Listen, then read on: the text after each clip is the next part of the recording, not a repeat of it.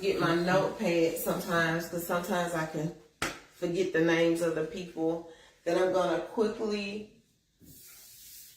thank for making the brunch, JLH brunch, such a success. It's going to be real quick, real brief. I'm going to give you guys about 2 minutes to come on in, and we're going to thank the participants and talk about courage over fear for like 3 minutes. I was so impressed that some women took this as an opportunity, the platform, to really use courage over their fear. Some of the women had not spoke on a public platform ever. So JLH gave them the opportunity, which was a recorded situation. We are waiting on our edited recording and professional pictures to come back. But one of the great things about having it to be recorded, it symbolized that even though you were fearful of something, you had the courage to push through. So now they could take that edited version of them speaking in front of a crowd of women, and that represents that they overcame their fears. First off, I want to thank our mayor of Proudfoot, Gillespie, that came out, even though during the storm times were pushed back, he still made the effort to come and actually check out the event and take a picture. So I'm thankful of that. Some of our donors, you have Cam Electronics, Quincy Minor, we have Frank Howard, his trucking companies donated $11.86. Winn Dixie, we were thankful. DJ Wine did a great job, Mr. Albright, with actually DJing our event. Also, I want to thank Chanel Gifted Hands. Food was awesome. I don't know what you're doing with that chicken, Chanel. Her chicken is so good, you literally can't eat her chicken cold. Seriously. Some of the speakers I want to thank, Vicky Williams, Stephanie Graham, Tanika Dickerson, Chanel Clay, and Vicky, let me see who else I had as a speaker, and Kim Rogers. Don't let me forget her. So it was such, we laughed together and we cried together at this event. It was just really, really special. I wrote the vision and I executed on it. I had this in my mind to do a women's brunch, and I'm definitely planning on doing another one, and would love people's feedback. I'm going to have different speakers, different everybody, to give people opportunity to tell their story. It takes a lot of courage to tell your story. A lot of courage to do that. One point I'm going to just say really quickly about fear. Tonight, all over the world, Kingdom Halls of Jehovah's Witnesses symbolize the death of Jesus Christ. On the night that he died, we have at the same time all over the world. And we symbolize the night that he sacrificed his life. But I want to bring out a point about that the scriptures tell us that his tears turned into blood.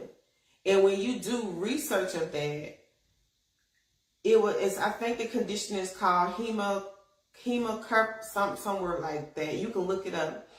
I can't pronounce it right.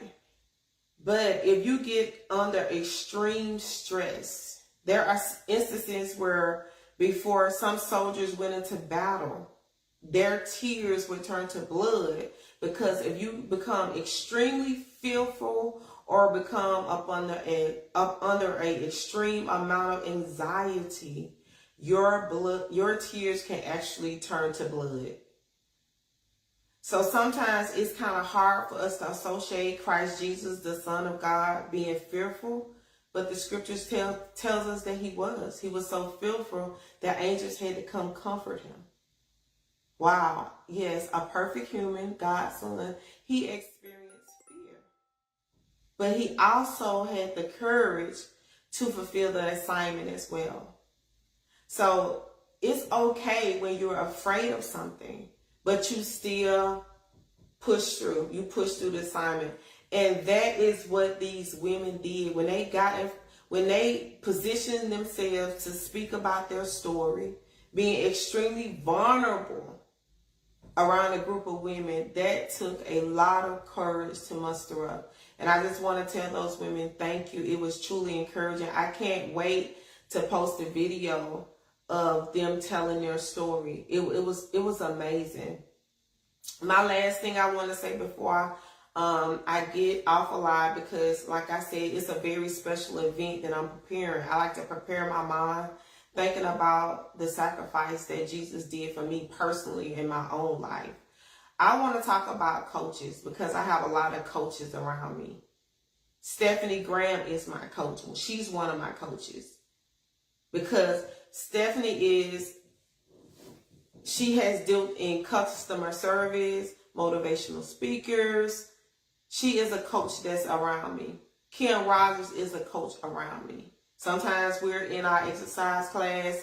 You know, you can get into the exercise and sometimes your back or something, or you might bend down and she might say, make sure your chin is up. She's coaching me.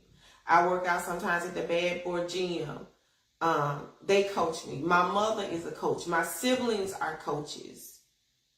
And I want to say a coach is not a person that is in a position that's better than you, but they can see what you do and how you can improve on something. Their peripheral vision that you cannot see is so important. And the question is, what type of coaches are you surrounded with? Is it people to improve you? Whether it's anything in life, whether it's a spiritual improvement, whether it's an improvement on a business, you have to ask yourself the question, who are your coaches? You know, Michael Jordan or Kobe Bryant, you know, you see people in gymnastics when they win something, they're so happy. And the first person that they run to is their coach sometimes. Why? Because the coach has put in all this work with them to help them improve something, being honest. So I really want to commend my coaches, my circle. Because remember, these people that you have to be your coach have to be better than you in some areas, because if not, then you never improve on where you are. You're never going to improve. You're just going to stay in the same place. So that's a question that you need to ask yourself. Who are your coaches? There's no middle game with the coaches. Either they're going to improve you. We talked about this, it's either going to be a value add or it's going to be a deductible. You have to make the decision whether these people that you are surrounded with, are they a deductible or are they a value add? It was too many people to name as far as that attended the event. I just want to let you know I'm impressed. Post to my page your vision boards. I hope you have taken the initiative to frame your vision board, whether you put it on the screenshot of your phone. And JLH is here to help you push through on whatever you see your vision as. So just a quick thank you to you guys. Y'all have a great Tuesday. I'm doing a lot of meditating today to get my mind in a position where I'm being extremely thankful. Extremely thankful. If you're near a local Kingdom Hall, it starts at 7:30. We will be memorializing the death of Jesus Christ tonight. All right, guys. Love you much. And you guys make sure you have a wonderful, fantastic Tuesday. Bye.